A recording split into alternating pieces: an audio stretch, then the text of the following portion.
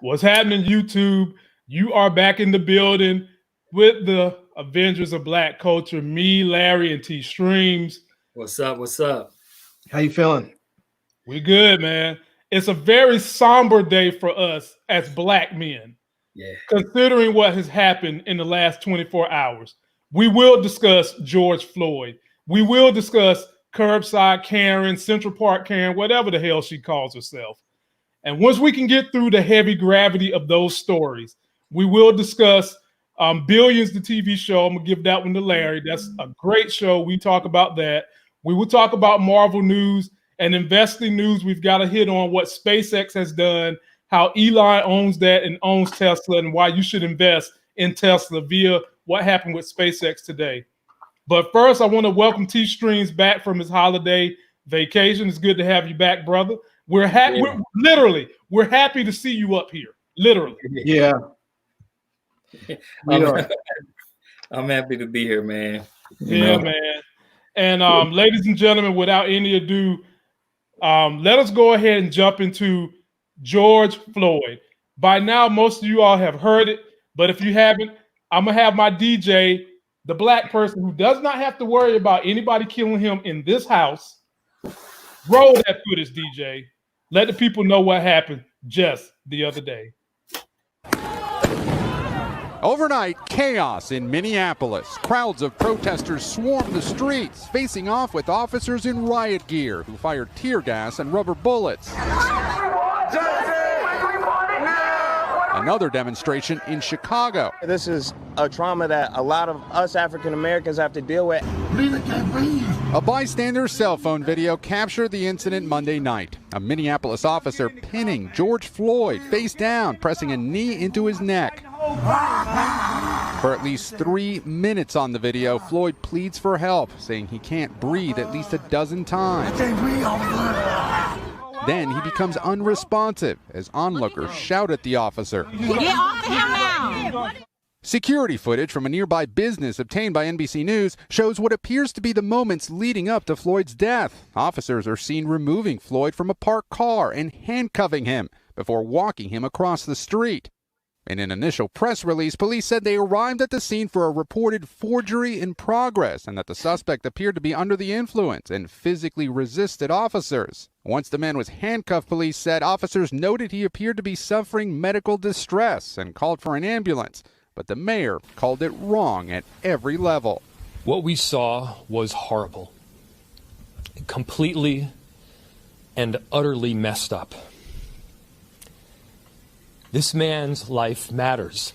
The 46-year-old Floyd played basketball in college and lived most of his life in Texas, working as a truck driver and security guard. It's just heartbreaking when you watch how they killed him, how his knee was on his neck, not for 1 minute, not for 2 minutes, not for 3 minutes, not for 4 minutes, but 8 minutes. LeBron James posted this image on social media of the officer kneeling on Floyd with former quarterback Colin Kaepernick kneeling in protest of police brutality, writing, "Do you understand now, or is it still blurred to you?"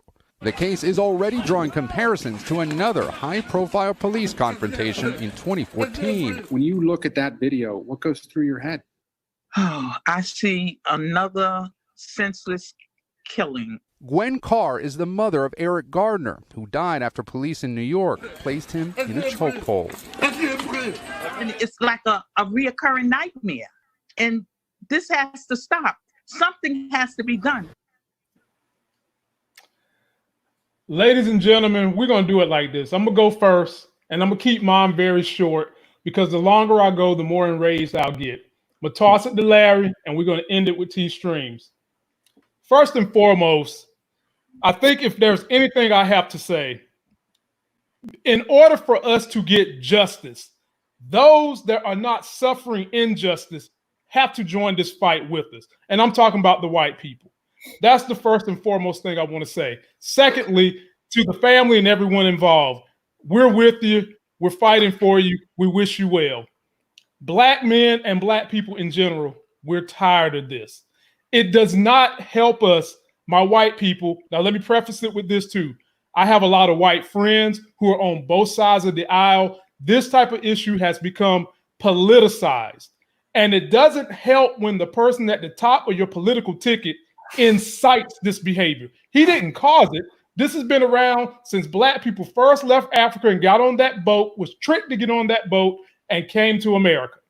He didn't start it. But when you inspire hate, you get more of this going on.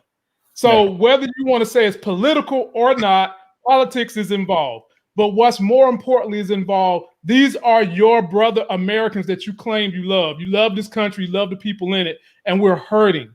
And this is how we're going to try to tell you what's bothering us. Now, I thought about coming up here and giving you guys a rated R Lamont Tyson YouTube superstar cuss-filled tirade.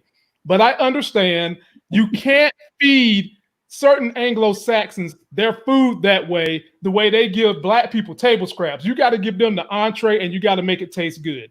So I'm going to sound like an articulate African-American man that's not angry when on the inside, Satan wants to poke through my chest because I'm boiling over. There are a lot of good Anglo-Saxon cops out there. I'm friends with 3 of them. And they detest this. This makes them embarrassed. There are a lot of good white people out there. They detest this. This makes them embarrassed. But when we tell y'all, this is why we need diversity, not just in your professional job, but also in your personal life, because when you bring personal feelings from home to the job, you tend to have more apathy for the person you feel like you need to reach out to. Had this been a white dude, this would not have happened. And when people always make these sad ass comparisons, well, more Blacks are killing cops than what we see on TV, or well, man, the police put their neck, I mean, their knee in the back of my neck. It happens to everyone. Or my favorite one that they love to throw at you, well, what about Black on Black crime? Well, white people, if you don't know, that makes you sound racist. And that has nothing to do with this particular issue right here and with the issues of unarmed Black men getting killed. Why did this guy die? This cop was on this boy's neck for 8 minutes. The man is handcuffed, face down, and if he has any bit of claustrophobia with his face being turned at that wheel, hell, that might help contribute to the death with the cutting off of his air. Him being afraid of all that, he dies. He tells you he can't breathe. And you being a 190-pound officer with your hands in your pocket, just sit there. And as the crowd is telling you he can't breathe, it seems like that fueled you more to sit there as if you was trying to prove a point. Okay? Anglo-Saxons, this is what we mean. This is what Colin Kaepernick took a knee for. This is what we mean when we say Blacks are dying at the hands of police brutality for no reason. This is it. Thank goodness for that mayor being on top of it. But at the end of the day, what we need, my Anglo-Saxons, we need you guys to get behind this mess to eradicate it. We need real deal fucking consequences and examples made so that this doesn't continue to happen. And furthermore, we have got to figure out a way in which we can have these discussions without whataboutisms. And Larry, I'm at my boiling point, so I'm going to give the ball to you, man. It's all yours. I just want to say, and I want to make it very clear. If anything like this ever happens to me, don't ever let anybody go out there and start calling for peaceful protests and we need to wait and see what happens. I don't want any of that shit. I want violent revolution in my name if this ever happens. That is what I want. If people want to honor my dying wish, if this ever happens to me, then you take to the street and you get retribution. That's what I want. I'm tired of people talking about we need to be peaceful. We need to let the justice system play out. We know how the justice system plays out. I can tell you how this situation is going to play out. They fired these officers. Can I pause you real quick, Larry? I'm sorry. I can't. I just can't let this one go. Now, this is a loyal subscriber of mine, and it might sound like I'm picking on him, but Faye, you've treated me with the utmost respect for years. But this comment would make someone think that you are a detractor, and I'm gonna leave it at that. What the hell does it matter if the slave folks in Africa was giving them to the white people once their asses got in America and was mistreated by the white people? And Larry, is back to you. I just wanted to point that out because that's what we can't have right now. We can't have whataboutism. I ended my soliloquy by saying you got to stop that shit. And here you go out the gate. But Larry's back to you. I'm sorry, Larry. I'm sorry. No, it's fine. I wrote a comment on there, which I think because of the language I used, it was flagged and probably didn't get through. But I would like to say to Faye Knox, sincerely, fuck you and your whole family. You know, that's the racist bullshit that's out there. And I don't care how polite you are to individuals. A comment like that shows the core of who you are as a person. You are a trash, garbage human being. That's just what it is. You are part of the problem. You are one of the reasons why cops are out there doing this stuff, and they see people, certain people, as being subhuman, and people like you allow it to happen because you believe that black people are somehow to blame for your racism. It makes no sense. You hate us. And you somehow believe that it is our fault that you hate us. That is completely asinine. And you want to use all kinds of excuses that black tribes sold other black tribes, that black people came here and we've committed crimes and this and that. It's just, it is absolutely insane. Here's this. You could talk about black people selling other black people, but guess what? It was white motherfuckers out there buying. If black people did not travel to Europe with slaves on ships to sell them, no, motherfucker, you went to Africa to enslave people. Don't try and push that shit and blame black people for it. No. You see, that's the thing. You like to deal with that fuckery because you are used to dealing with these fucking sub-intelligent, buffoonish ass trailer park motherfuckers that are in your life. You don't understand right here amongst the three of us right here, there are more degrees amongst us three than probably your entire bloodline. So if you want to talk that bullshit, expect that you're going to get fucking railed on. But the fact of the matter is that we need to stop being so fucking peaceful. We don't need any more Martins. We need our fucking Malcolms. That's what we need. We need our fucking Malcolms. We need to have people out there that are willing to put their lives on the line. I want there to be a leader that comes up that we can get behind. That's what we need. I don't want to march peacefully anymore. I don't want to march peacefully. I want to march in such a way that motherfuckers are frightened. I want them to pass laws that limit everybody's power if they're going to limit ours because they are so fucking scared of what we might do. Now, Larry, with you remember just how 2 weeks ago people were storming the capital of Michigan with their guns for the right to go outside and risk getting sick and die.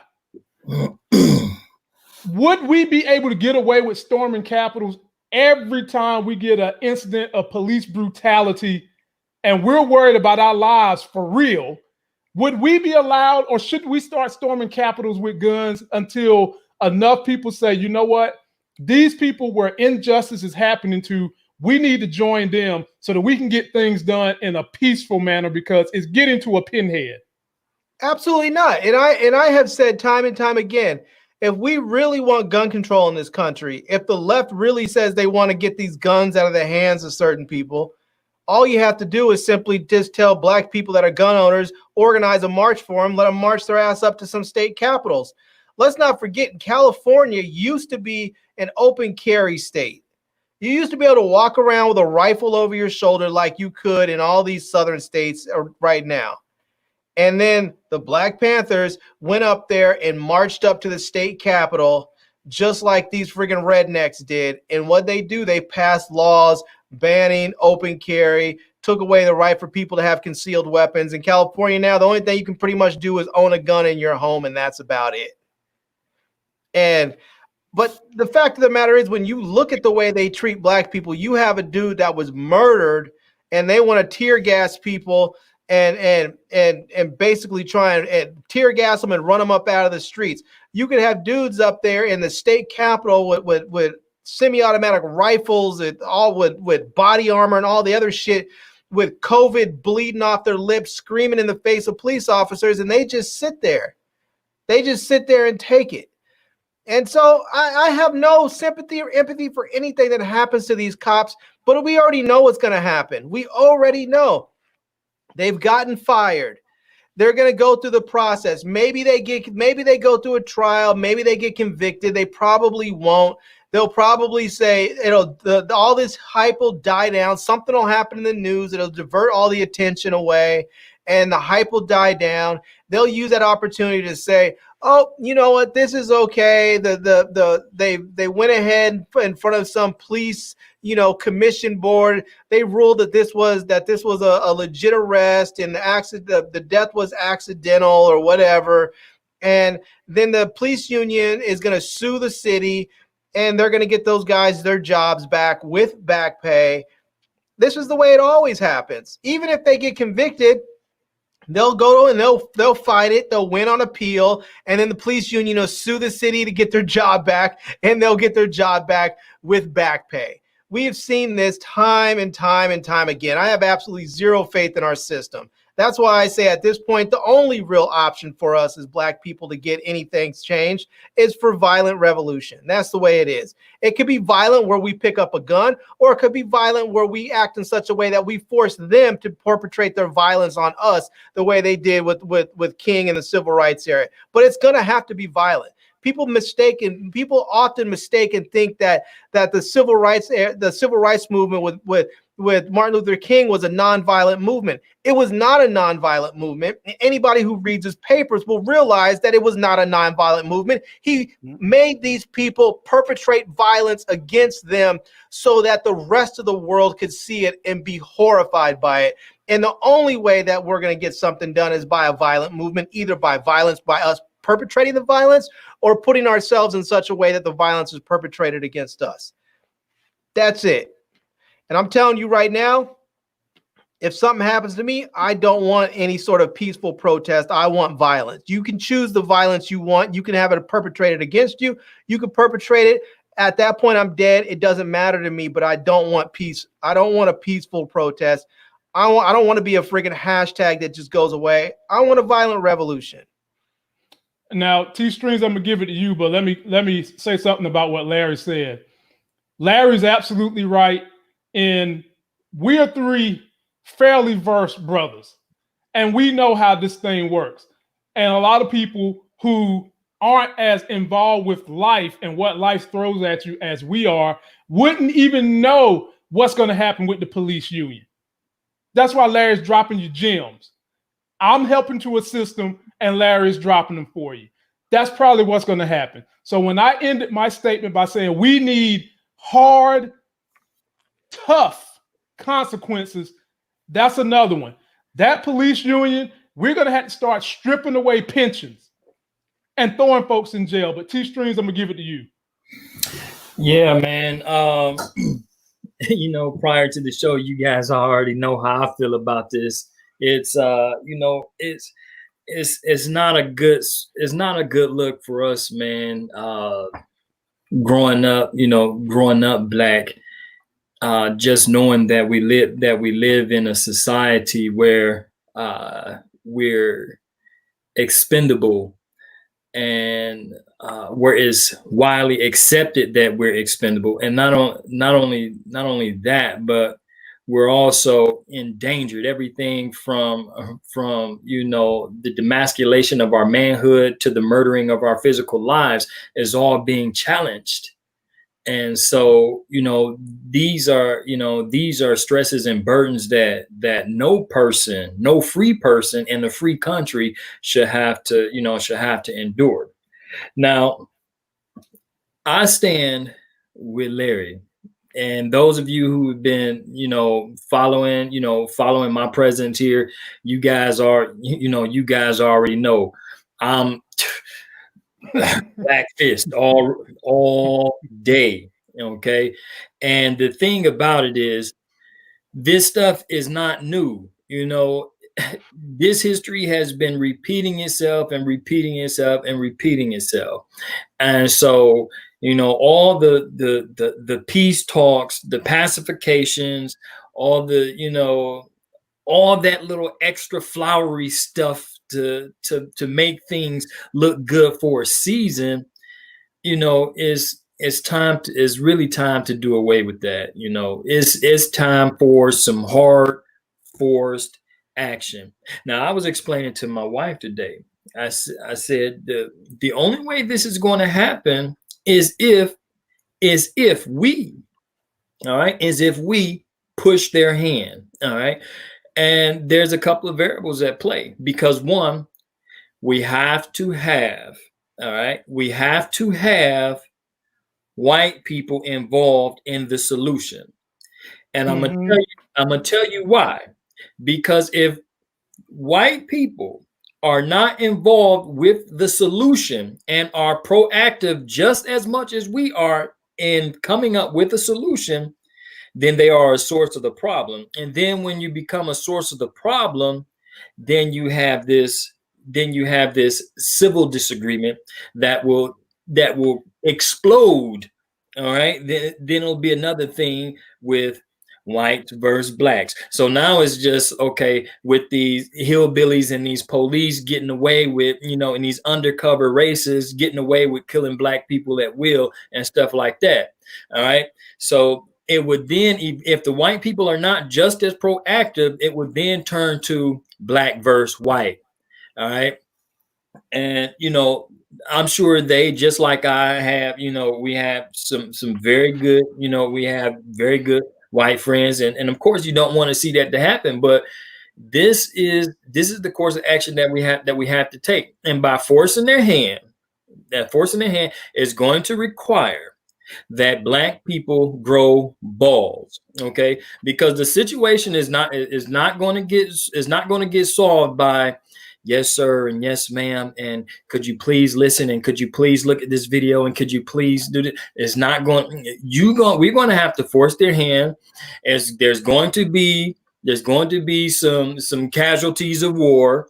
There's going to be some fall guys. There's going to have to be somebody there's going to be some people that's taking those risks that are going to be martyred for the cause, because there has to be a firm ground stood in order to approach this.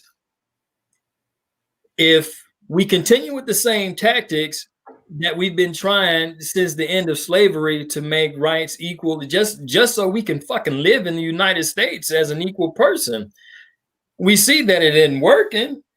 I believe there's an old saying: if you continue to do the same thing over and over again and expect different results, is one definition of insanity. So if we continue to approach this thing in the same unsystematic way that we have been approaching it, we're going to continue to get the same unsystematic results, and it's not going to do anything but cycle. And this is the hard part about it. It's really jacked up when it's no longer. It's really jacked up when it's no longer surprising. When this no longer surprise you, because this has become damn near a regular occurrence in our lifetime. Oh damn, another one dead. Oh, police choking folks out. Well, hey, I'm letting the whole world know where I stand right now. I will shoot you in your fucking face. Okay. If I feel like I'm threatened, and before it even get too far for you to start grabbing me and choking me, I'm drawing, and we gonna sell it and end it right there. So that's me. All right. It may not be the most wisest decision, but hey, there's going to be some casualties in this war. It's not going to be a quick fix, and it is a war. This is a war that's been going on several hundred years, ever since we fucking came over here. They did good. They abolished slavery, but ever since then, we still have not been equal, and then We have to live by and associate with people that freaking hate your guts. You know that. You know who wants to be bothered with that? You know what I'm saying? And there's no easy resolution to it. I think people in every city need to be letting their voices heard. They need to be out. They need to be out. They need to let their voices be heard, and the world needs to know that, hey, we are tired of this bullshit. Now, I don't see nothing wrong. With grabbing our weapons and going up the streets, marching. And in some cases, hey, if we have to scare the shit out of them for them to be like, okay, we got too many black folks moving around with guns and stuff like this, and hey, before they start trying to get things in order, because hey, man, how much more do you really want us to take? You know, I remember back in the 80s here, they had a bunch of stuff with the cops and stuff, killing off the dope boys and robbing them and all this other stuff, man. And then in the 80s, Detroit got a little bit relentless. They started doing drive-bys on the police in their cars, killing them in their cars. All right. Now, I'm not telling nobody to go out here and shoot and kill the police. Don't misunderstand me. What I'm saying is, be ready to stand your ground. All right. Be ready to stand side by side with your neighbor, with your brother, with those that are like you, to help get some type of resolution to this problem. Because if not, it's going to be another Sandra Bland. It's going to be another Floyd. There's going to be another this person. Is going to be another that person. And, you know, the cycle is not going to stop until we force it to stop. Okay. And I guarantee you, if there were, you know, my mom, she's gotten involved with the Black Panthers, and, you know, they still have a presence nowadays. Okay. And my mom is like really off into it big time. And, you know, it really needs to be more organizations, more camaraderie of Black people coming together to help fight this common enemy. All right. And until then, all the whispering, the peace talks, I don't want to hear nothing about no peace. There's nothing that anybody can really say to me about peace, because I'm not at peace. And if you catch me on the wrong day, it may just escalate, because I'm at my breaking point with it, because I'm like, man, I don't want them messing with me. I don't want them messing with me, because, and I don't want to be the next person that gets choked out. How humiliating is that? I'm already a fucking Black man living in a as a modern day indentured servant type stuff in this United States of America. So, you know, how humiliating is that for me to be the next person to have a meme or folks rallying behind because I done got choked out by the 5-0. So whether it's police or whether it's these crazy ass rednecks that's hunting folks down, you know, like it's some horror film. T-Stream, let me get to the next subject that still deals with everything we're talking about right now. As you were talking about another situation in terms of Ahmaud Arbery and other situations dealing with Black people. And I know Larry's got to get some stuff out of there too. Now, we're going to show you someone who wanted what happened to George Floyd to happen to this Black guy who done nothing wrong. And we'll finish this conversation off after this. Sir, I'm asking you to stop. This video has gone viral, and you're about to see why. In a part of Central Park known as the Ramble, this woman called New York police on a man who asked her to obey the posted signs and keep her dog on a leash. Ma'am, dogs in the Ramble have to be leashed at all times. And she was actually standing right next to the sign that says dogs in the Ramble have to be leashed at all times. The Ramble is a wildlife habitat popular with bird watchers like Chris Cooper. Dogs disturb the birds, which is why he was asking her to follow the rules. She refused. Please don't come close to me. Sir, I'm asking you to stop recording me. Please don't come close to me. Please take your phone off. Please don't come close to And me. I'm taking a picture and calling the cops. Please call the cops. Please call the cops. My thinking was I can sort of capitulate to this racial intimidation, or I can just do what I'm doing and continue recording. He kept recording and captured this. There is an African-American man. I'm in Central Park. He is recording me and threatening myself and my dog. And my... I'm sorry, I can't hear you either. I'm being threatened by a man in the ramble. Please send the cops immediately. Her false report to 911 didn't get the response she was hoping for. Chris Cooper's sister uploaded the video. Someone identified the woman as Amy Cooper, a vice president at Franklin Templeton. The company issued this statement tonight on Twitter, saying they do not condone racism of any kind, and their employee has been put on administrative leave. She has since apologized. Now, what about the dog, the Cocker Spaniel you see in the video struggling while she inexplicably pulls him onto his hind legs by the collar? Well, his name is Henry. He was a rescue dog, and the rescue organization saw the video too, and tonight it is reporting that she has surrendered the dog back to them. And they took the dog. Man, bro. They took the dog. Bro. And I saw today that Franklin Templeton fired her. Yeah, she's fired. But man, F that. I want her ass surrender in jail. I do too. No, nobody want to hear that shit, man. And secondly, where the hell is Peter? Because if let's just be real.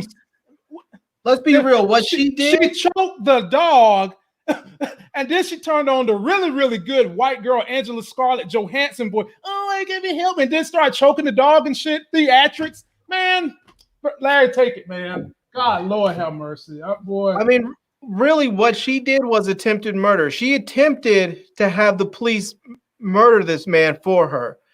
She knows the consequences of calling the police on a black man. When a white woman calls the police on a black man and says that he's threatening her, you know what that's going to cause. You know what kind of reaction that is going to bring down upon him. They know, she knows what she was doing was saying, I am so upset that you have the audacity as a black man to ask me, to expect me as a white woman to obey the law, that I'm going to now attempt to have you killed by that law. I mean, that is just crazy. So what she's really saying is what so many white people out there believe and have experienced, so they rightfully believe it, is that the law is not designed for them. It doesn't apply to them. The law is designed to oppress and subjugate us, and they are not subject to those laws.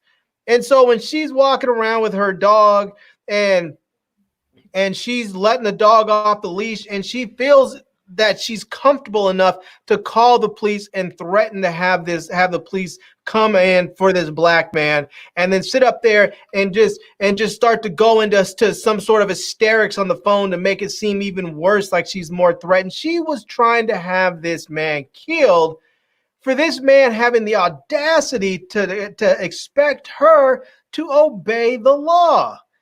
I mean, it's crazy. And the fact that she lost her dog and she lost her job. Let's be real. A lot of that stuff is because Franklin Templeton doesn't want the public relations nightmare of having this woman still on their books. They don't want to turn around and have all of a sudden now people protesting saying divest in Franklin Templeton, and all of a sudden now they wake up on like Monday morning with phone calls from 15 of their largest clients saying, yeah, well, you know what? You had the opportunity to let her go. You didn't do it. Now, we have people that are saying you got to go, or we're going to pull our money from you. And so they figure the quickest and best response is just to be like, deuces, chick, you're out.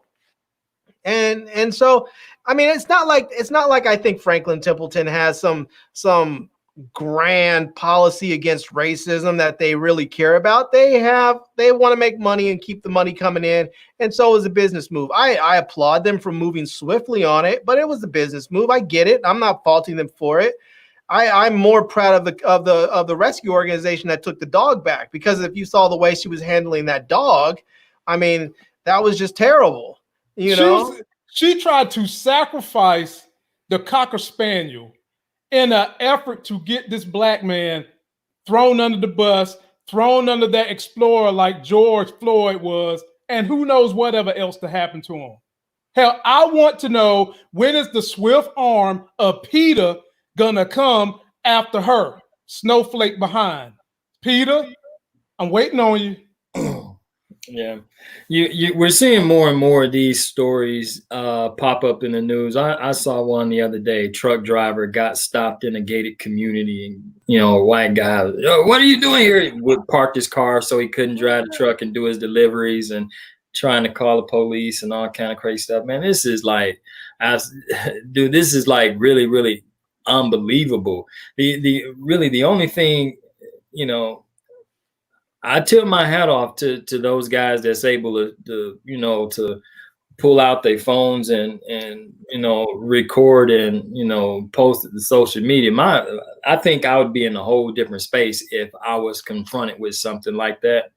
My first reaction probably wouldn't be to grab my phone. So I just pray that the good Lord don't put me in a position where I'm faced with something like that, where we actually, I'm like, oh Lord, because this about to get ugly.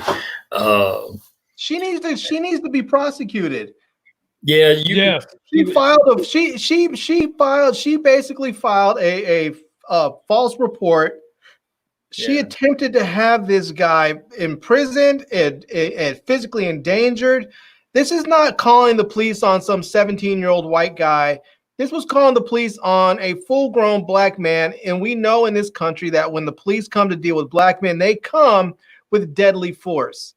And so if they would have seen him, they would have rolled up on him. They probably would have started shooting first and said, look, we were told that he was in the process of attacking this woman. We had to go there and act swiftly. And we had to make a split-second decision, and that would have been the decision that got him killed. She knows this. That's why she did this. That's why she went in and when she first made the call and she first said what she said and didn't get the reaction from them, that's why she ramped it up and went into the whole fake hysterics, because she knew she knew the response she wanted to get.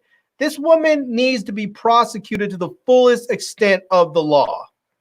And let me add to it too that it was probably a surprise to her to see a brother who is so diverse out there in a bird sanctuary taking pictures. Historically, that's not something that black people is known for doing, but folks, we are a diverse group of people. We have cultivated to the culture as best we can. When are you guys going to acquiesce to the things we are telling you that we first of all need, and some of the things that hell we want? I'm thankful this brother had the coherency to protect himself by pulling out the phone. But something that my man T Stream said when we was in pre-production, this type of stuff has been happening since African Americans got off that boat all the way to now. It's just that now you've got closed caption TV and people's got phones to record this minutia. Is that the best way I can put it? T Streams, I'm gonna give you. Go for it, Larry. I was gonna say that I want to push back a little bit on this and say that oftentimes people don't think black people do stuff like this, but we do. A lot of us do stuff like this, and part of the problem is that black people often think, oh, that's white people shit. And part of the reason why a lot of black people don't want to go and do what some of us consider white people shit is because we have to go into white people's spaces to do them. And we don't want to have to deal with all the bullshit that goes along with that. When you start to get when you get educated When you go to college, when you make more money and you work in a setting where you are in a more professional setting oftentimes, but not always, but in places where you deal with more white people, you become more comfortable in white spaces. And so you may have always been interested in birding, and now it's not so scary for you to go to a place and go look at birds and run into white people because you're used to dealing with them all day, every day at work anyway. But then you still have to keep yourself on guard, because you will have to deal with people like that Karen that was out there doing that shit. You have to keep your wits about you. So when that does happen, you can pull out your phone. You can stay calm. So when she starts to rush towards you, you can stay calm and say, stay back, stay away from me, instead of going with your base instinct, which is when you're being attacked, is to swing and protect yourself physically. You have to say, stop, stay back, and keep recording.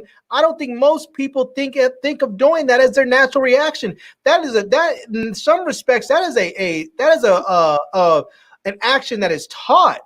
I mean, it's just like one of those things when your parents sometimes, I mean, I know maybe it didn't always happen to be, but when your parents have to have those conversations with you, what do you do when you get pulled over by a police officer?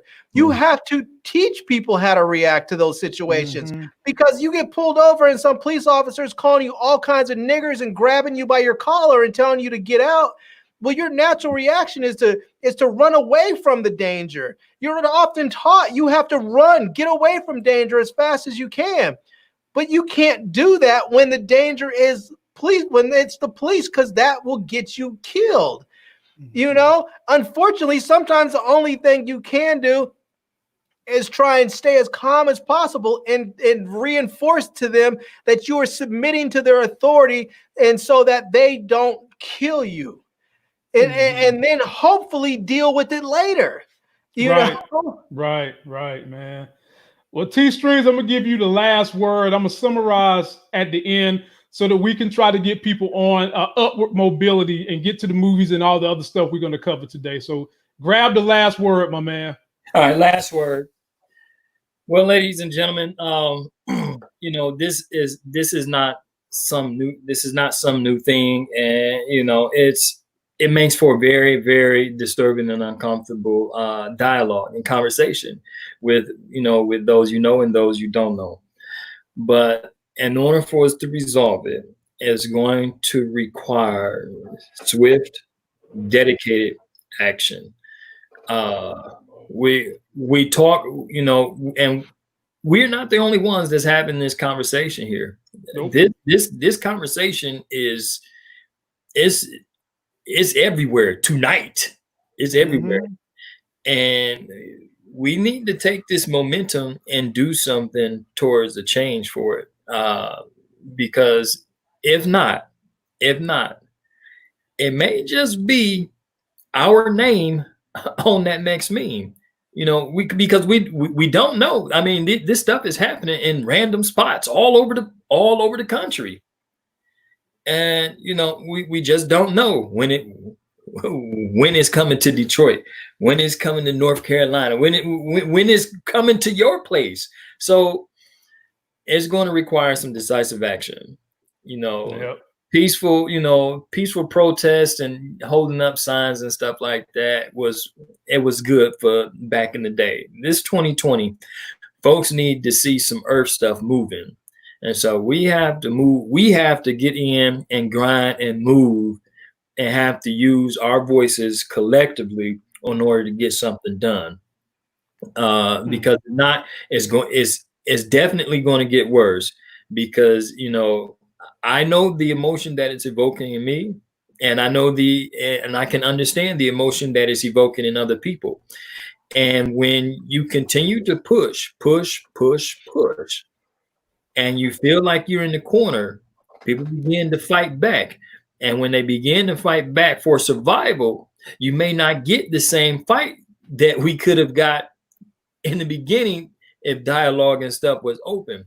Because what the United States do not want is a bunch of people of color running around really, really acting the fool, because we got some fool. I got some fool in me. All right, and I know some other people got some fooling them, and they do not want to see that happen on a mass scale. And so we have to come up with a resolution, and we have to do it by force. Yeah. Being go ahead. passionate I'm sorry. is not gonna do it. Yep. So I'm gonna end it right here, and then we're gonna get on to the movie review section. Several of my friends, good close friends I would trust my life with, are Anglo-Saxons. One of those friends happens to be a GOP member who doesn't like Trump, and I would trust him with my life. We get along because he is one when he sees injustice, and he has me as a friend to understand the perspective. He fights for justice. Ladies and gentlemen, tell those detractors that you need them to get in this fight, that they might not feel the injustice, but you do, and you need them to help you fight for justice. So moving to the movie, Larry, this one's going to be one for you. I did it for you because I want to try to pick your spirit up a little bit. I want you to take a look at this. Ladies and gentlemen, there is a great show in its 5th season, and it's called Billions. The guy named Damian Lewis, who is the main character, he came from a show called Homeland, got on this show, and has been killing it. Take a look at this, and I'm going to give it to Larry. See, that's why I'm trying to give y'all them life gains, so you can have fuck you money and actually use it. Larry, tell the people why this show is so good. And by the way, the black lady they showed in this, that is Felicia Rashad's daughter. Mm-hmm. Ahmad Rashad too. Yep. So I guess if I had fuck you money, I'd probably fight Killmonger and finance his revolution. Here he go, man. Here he go. I'm just saying. Man, Larry, you insane, man. God, I'm just saying. I had to throw it in there some way. I had to work it in, and that just seemed the proper place to do it. So, golly. I mean, I'm just saying, if I had it, that's what I would do with it. You know? Yeah, right. Man. So tell the people why this is a good show, Larry. What have you enjoyed the most about Billions over these 5 seasons? I mean, it's a fun show. It gives you sort of an inside look at the way money and power works and how a lot of people in there are corrupted. I mean, we know they're corrupt, but the level of corruption is I think in a lot of ways is different than what people think of. I think people from the outside often look at some of these money-powered people as just in it for the money. And I think a lot of it, when you watch this, it's just a game. Mm-hmm. They are playing a high-stakes game of poker with their lives and the lives of others, and they just want to play the game to win. And some of them, it's an interesting show. Some of them sometimes aren't even so interested in winning as so much as they want the other person to lose. Mm-hmm. You know.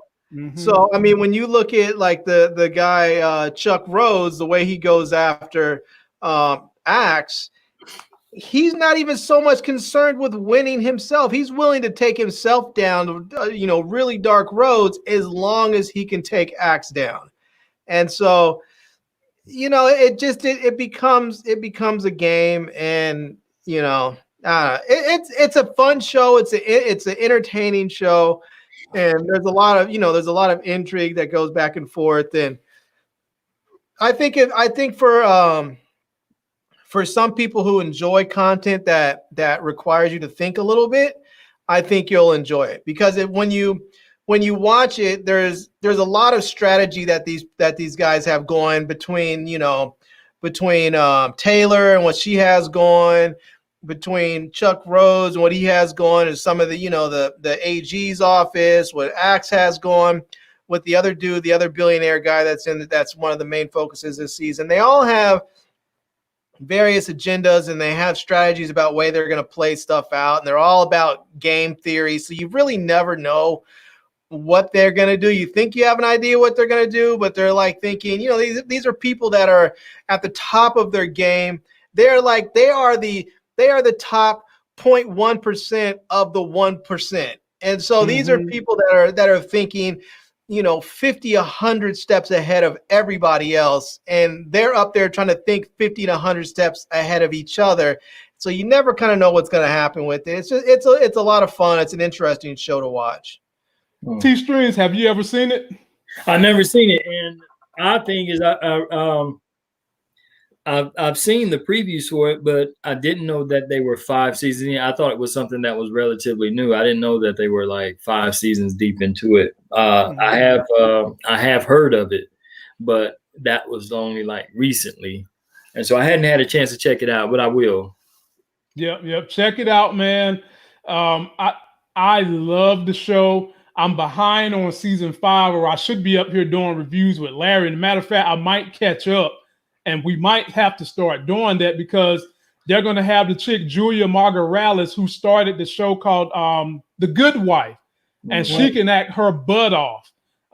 And it's a great show if you love to see, like Larry said, how power meets politics and how some people are just so filthy rich that they are willing to burn down their house in an effort to burn up the whole neighborhood. Right. For pride, basically, is really what they're doing it for, pride and ego. And the money is not even a thing anymore. Whereas some of us people who are, we ain't living like that. We stay humble. We stay in our lane because we just trying to make it in our lane. These people own the whole damn highway. So they just feel like they can do whatever the hell they want. Great show. You'll learn a whole lot about that New York district too, man, and all the crazy stuff that go on up in Wall Street. Yeah, it's amazing when you watch the show and some of the things that people have done and some of the things that they have to do to fix problems. Whereas we think it's like, this is absolutely insane. But for them, it's just, well, okay, this is a solution to a problem, so I'll just go ahead and do it. I mean, you're talking about, like at one point, the kid, one of Axe's kids blacked out an entire city. Yep. He was up there trying to run a scheme where he was mining for crypto, and he ended up overloading the city's power circuits and blacked out the whole city. And Axe's his first response was, okay, what's it going to cost to pay to get the repair the damage and to give them a little money for their inconvenience? I mean, you're talking about paying for the damage to repair the power infrastructure of an entire city. No. And it just, for him, it was just like, okay, let's get this done so my kid can stay in school. It was like nothing to him. It's like your kid gets a flat tire or a couple of flat tires, and you show up and just say, yeah, whatever, it's $200 to get a couple new tires, no biggie, throw them on there, let's go about our business. That's the way he treated it, Mm-hmm. And I think that's one of those things when you have so much money that there's certain things you just simply, you don't think of the world in the same way other people do anymore, because there's almost nothing that you can't have access to. Mm-hmm. There's a scene in this season where he's looking at a magazine and there's this just drop dead supermodel in there that's like, I think she's like a perfume model. She was at a perfume ad or something. And he basically ripped the picture out and was like, yeah, I want this. And then they're at this retreat and all of a sudden the supermodel walks up and she's there for him. It's just, he got it.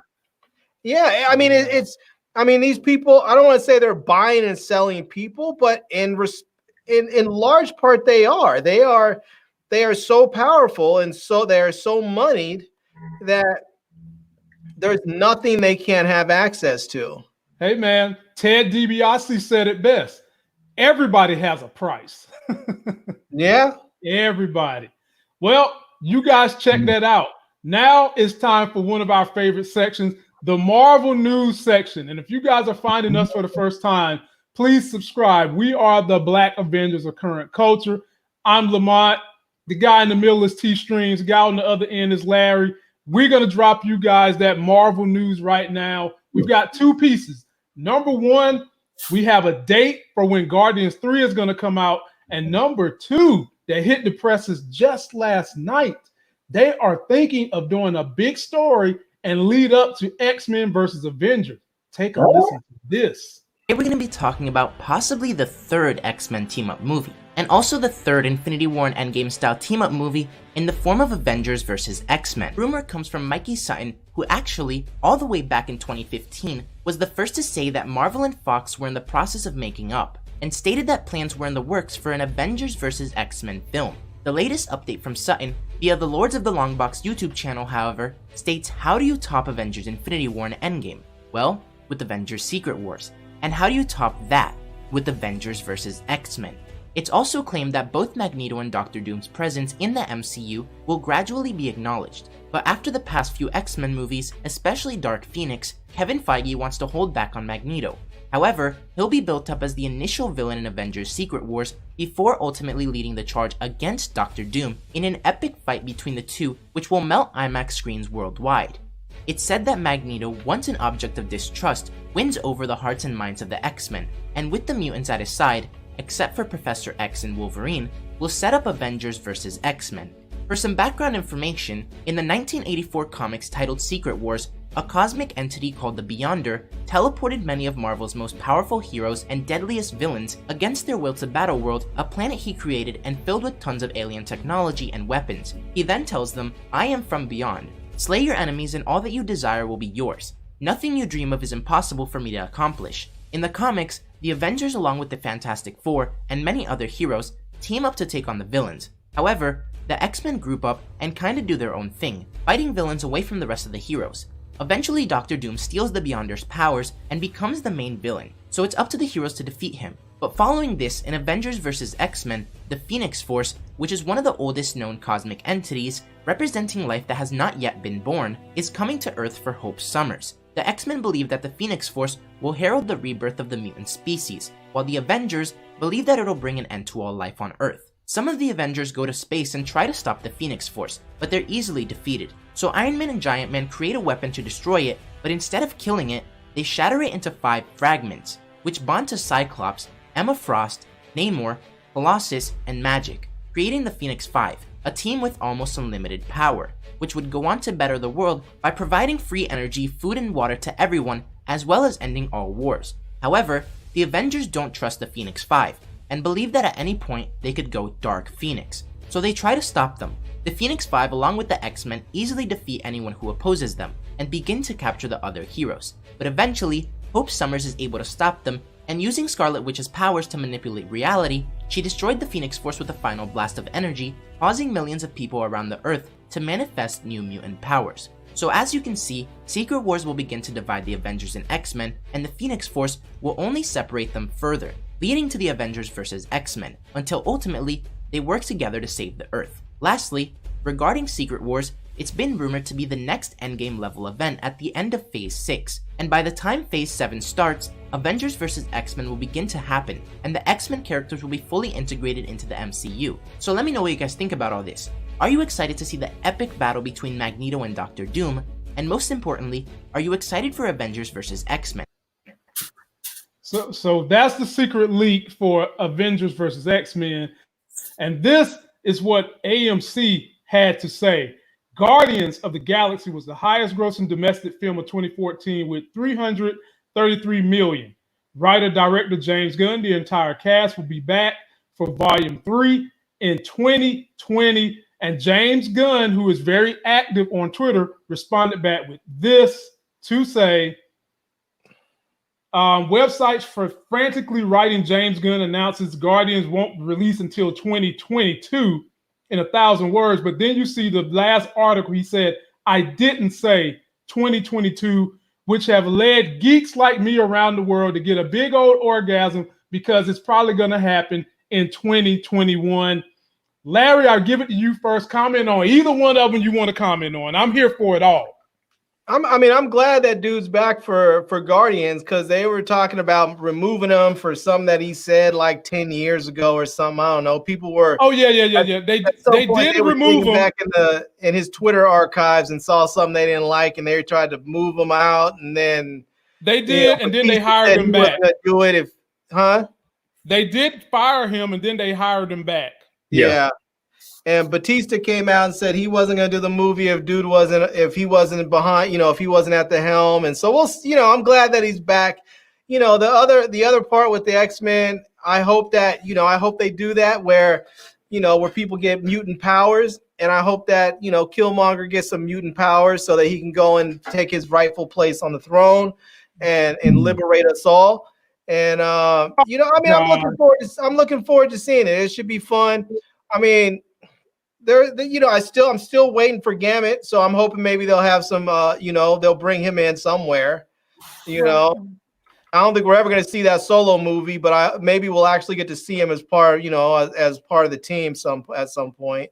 Good. But ain't nobody want to see Channing fucking Tatum as Gambit, man. I don't want to see Magic Mike as Gambit. T-Streams take it, man. Golly, this guy, Larry just like to pick on people. He wants Killmonger back. He wants to see Magic Mike trying to be a mutant man. T-Streams, the floor is yours, man. This guy here. Old dancing Gambit. Yeah, right. I think, one, Guardian of the Galaxy, I'm excited for. Okay. Definitely excited about that, man. Those are really some pretty cool movies, man. So I like how they developed that story. And so I'm glad dude is back on the team with that, and they're going to push it through. And 2021 is a whole lot better than 2022. The X-Men movie, good concept. I'm eager to see how you're going to take two fan favorites and make them rock against each other. The only thing that I don't like is that it said at the end of Phase 6, early Phase 7. And I'll be eligible for AARP then. I know, right? I'll be getting discount movie tickets. Getting in you get the early bird rate all day long. Hey man, y'all know good and damn well Cougars is looking better, older nowadays than what they ever have been. It ain't even going to be a hard thing for us to turn 65. You know what I'm saying? Oh man, I don't know, man. At 45, I'm getting a whole lot of pepper down here, man. Oh my God, Lord have mercy. Man, I'm gonna be caned out and gray hair all over. Going she X-Men. Finally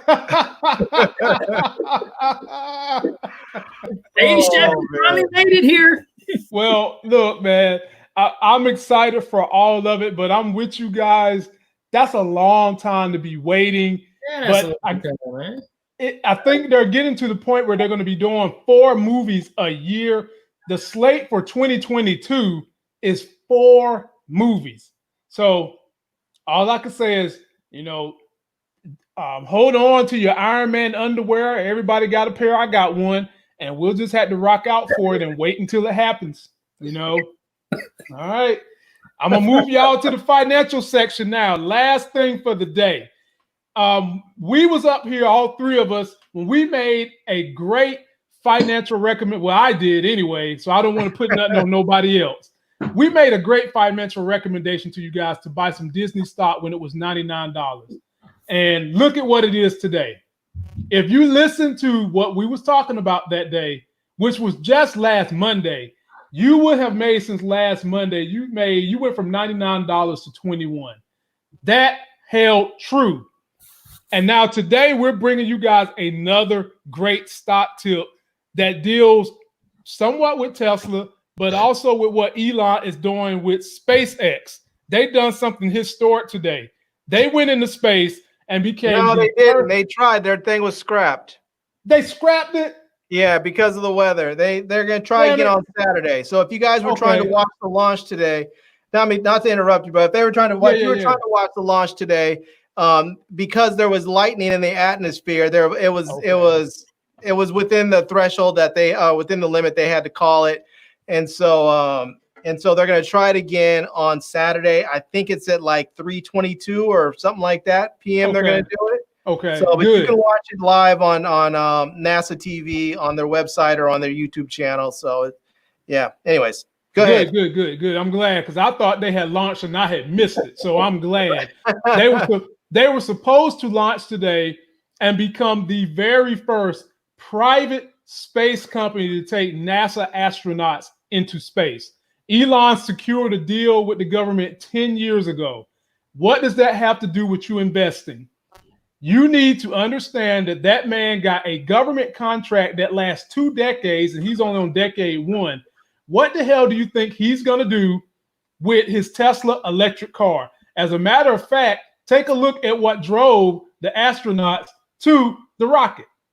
That is a built out Tesla, ladies and gentlemen, that took the astronauts to the rocket.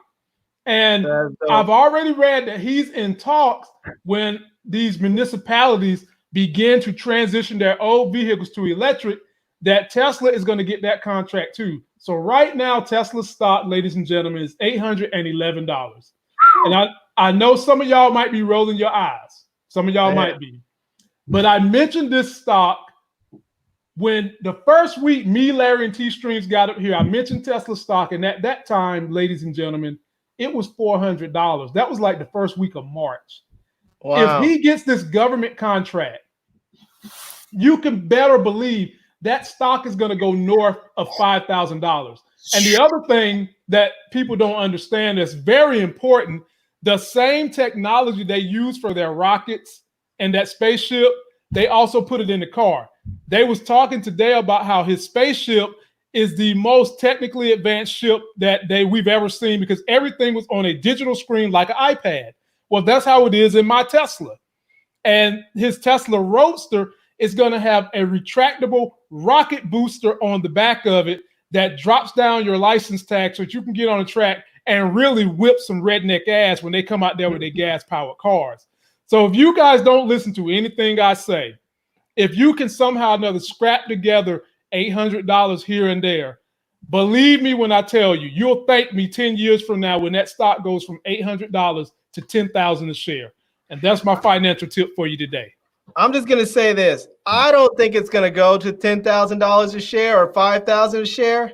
Because when it hits about 2,500, it's going to split. And the two companies?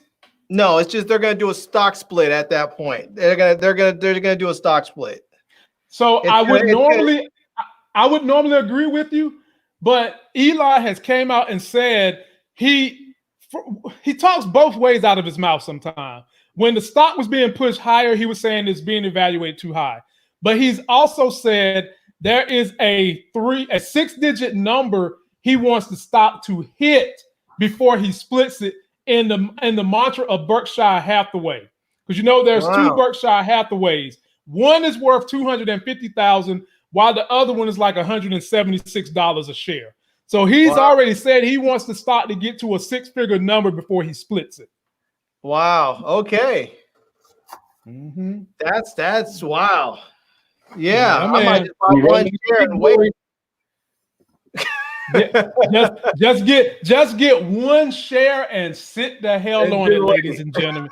And for my folks out there buying Air Jordans that don't even own the home or anything like that, skip the Air Jordans for 2 cycles and buy some Tesla stock, and then go back to the Air Jordan if that's what you're gonna do. But at the end of the day, man, you have got to get this stock because of what they're forecasting with this company, what he's been able to do in the electric car market. He's 45% of the electric car market, one company right now. All the technology that goes into that rocket, they're putting it into their cars. And I don't think, Larry, did I ever put you in there and floor it? No, but oh man. But I can only imagine. I've driven an electric car, not a Tesla, but I back in the day, I don't know if you remember, they had those Saturn, I think they were EV1s or something. I drove one of those back in the day, and it was ridiculous how the rate of acceleration was. It's incredible. So the goal here is, once COVID is done, I'm gonna do an East Coast trip. I'm gonna hit Larry first. I'm gonna end with T-Streams. I'm gonna put both of y'all in the car. Y'all take me to y'all bare naked street where I ain't got to worry about police brutality or anything like that. Just give me 100 yards, and I'll get y'all to 0 to 60 in 3 seconds. Oh man, I know some places. T-Streams, you get the last word on this Tesla stock, the stock movement. Good buy, bad buy. You're gonna get you some. Man, you know what? This is one of them things where you say to yourself, "Hey, might as well, just you might as well. If you go back and of course you want to go and do your own homework so that you have an intimate knowledge of the history and the background concerning the stock. But if you can manage, to get one, then I don't see where it would hurt. Hell, because you could potentially, if it's forecast right and it actually do right, you can get that back pretty quick. Mm-hmm. Yeah. And then too, remember that anytime you purchasing something like that, that's like for a little bit on the moderate to the moderate high side, you're definitely looking for long-term returns on there. So get you some and just sit back, collect your dividends, and just let it sit and get its full maturation in. Just let it work for you. But they still got that extra $1,200 of unemployment shooting out. Hey, that's free money. Take that. Take 800 of that and go ahead and get you one of them things real quick and just sit on it. Just one, and just sit on it. But but all jokes aside, if you can't afford it, and it's something that you're willing to take the gamble on, it's not a bad idea. Right. I'm interested. I haven't signed up for the Robinhood thing yet, but I was interested. I was reading up on the app, and they were saying they're talking about potentially bringing fractional ownership to some things to their app soon. I thought that would be perfect for some of these really high end stocks that people can't afford to go buy.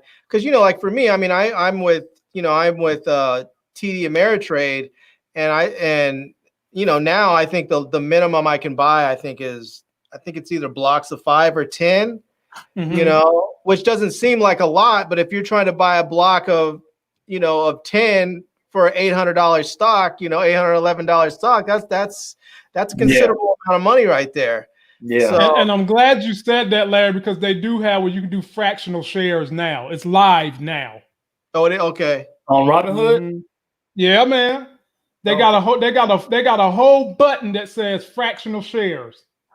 I hadn't even paid that no attention. Yeah, man. I be trying to bring you guys this stuff every day around noon. If you guys want to know some of my patterns, I'll watch CNBC. They have this lunchtime show where they bring CEOs who run all these big Fortune 500 companies. You get to hear what they have to say, but of course, they're going to make things sound the way they want it to sound. So I always tell you, not only listen to what they say, but go back and look at how the company has been ran in their history, which Robinhood is real good about letting you go back and see the history. And Robinhood also has an email they send you called Snacks, in which they tell you little individual nuggets about each one of the stocks you buy so that you can dive a little deeper before you put that cash out there. Right. So, well, folks, that's it for us today, man. We're grateful that you all come to us when we have these heavy issues in society. We are a YouTube channel that's not afraid to talk about it, even though we're under the threat of demonetization left and right. Somebody's got to talk about it. And we would encourage you all to share our live video, subscribe to me, go over there and see my man T Streams on his Facebook page. Larry, I'll give you the first or the last word. I just want to say, if you are a racist, fuck you. If you support racism, fuck you. If you condone racism, fuck you. And for everybody else, much love. T Streams on you, baby. Hey, I had fun playing with Larry's comments. So I stand in agreement. I stand in agreement with this guy here. So I'm going to end with the same thing I said earlier. The only way to get justice is for those that don't feel injustice to help out those who are dealing with injustice. So people continue to push for inclusion, Continue to push for people understanding the plight we're going through, irregardless of every whataboutism they throw your way, and do what you can to try to make America a better place. Right. And that's going to do it for this video. Don't forget to like our video, comment, subscribe. We will be back Friday night at 9 p.m. And let's hope that better things happen in the world, especially when it comes to blacks. And until that next Sex is Hell video, we'll see you.